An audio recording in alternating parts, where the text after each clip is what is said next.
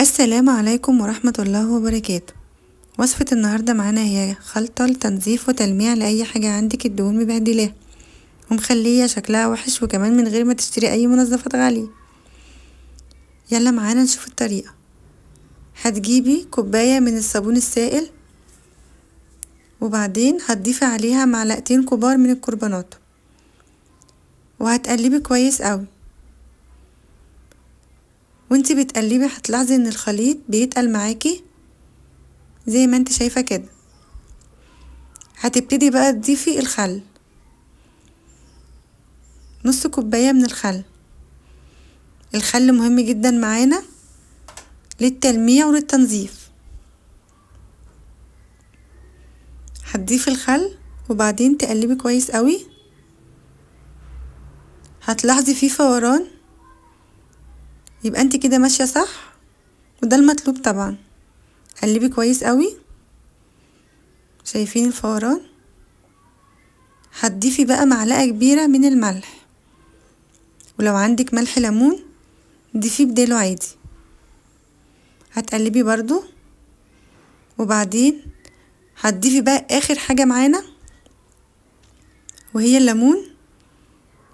الليمون برضو مهم جدا علشان ايدك ما توجعكيش وتفضل ناعمة.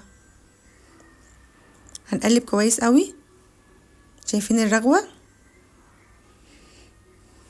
تعالي بقى على الحيطة بتاعة المطبخ بتاعتك اللي كلها دهون، ودعاكي بقى هتلاقي كل الدهون بتطلع معاكي بكل سهولة.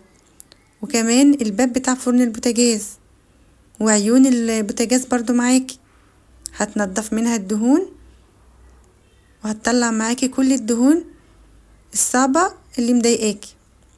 وده البوتاجاز انا قعدت يومين ما نضفهوش عشان لما استعمل الخلطة تشوف النتيجة.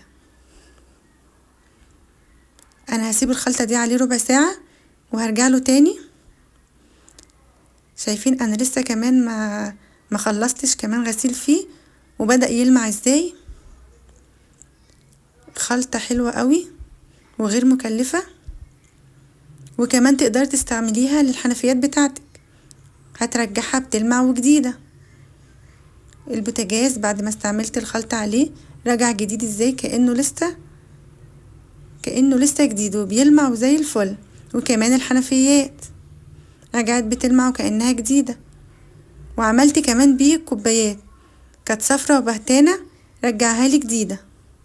شايفين النظافة؟ والحيطان، حيطان المطبخ عندي كانت متبهدلة خالص، نضفها لي وخلاها بتلمع.